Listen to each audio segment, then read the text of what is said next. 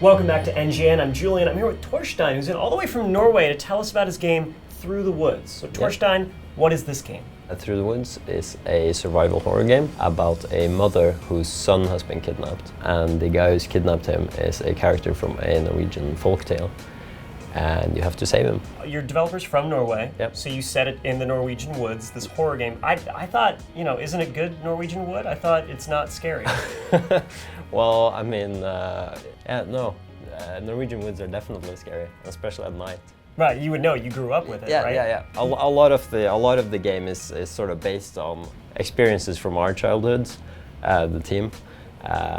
So like fairy tales we were told when we were little, and like the antagonist of the game, his name is Old Eric. He's a folktale in Norway that parents tell their kids about to make them behave. Oh. They say that he'll come and take you away, and that's what's happened in this game. Are there other Norwegian folktales you bring in, or do the Norse gods make an appearance in any chance? Both. We're both very inspired by Norse mythology and Norwegian folktales. I mean, it's a horror game, and there are monsters in the game that you have to sneak around trying to not get killed by.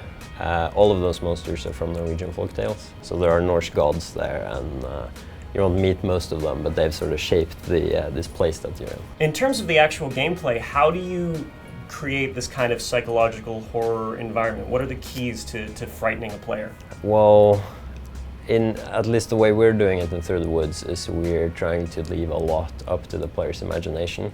Anytime there's not a monster there, we try to make sure that you can't really be quite sure if there's a monster or not.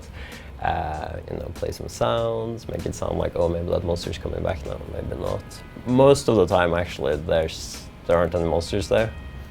So we're really trying to build that tension. You mentioned sound. It seems to be something you guys are focusing on with the game, because from what I've seen, a lot of the game is just a narrow beam of a flashlight, and so obviously the world around you is going to be shaped by sound. Yeah. What kind of sound design do you guys use to make it more scary? Well, I mean, the main sound design is really just that we're just trying to keep it as realistic as possible.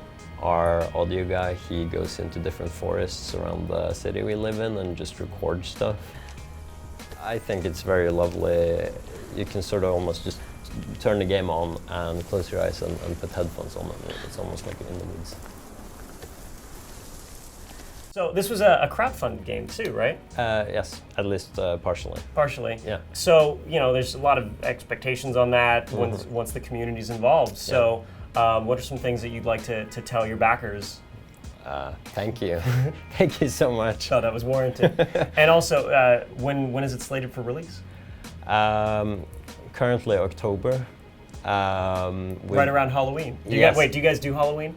In Norway, not really. The kids want to introduce it because it's awesome, but it's not a tradition yet. Yeah. The game's been delayed many times. And so we're hoping to not have to delay it again. But it's sort of, we've been working on it for so long, and we don't want to release it when it's not finished. Okay, so tentatively slated for October. October. Norwegian mythology and folklore horror game, Through Yeah. the Woods. Thank you so much, Torstein, for coming in and talking Thank to us. you so Really much. appreciate it. Thank you guys for tuning in to NGN.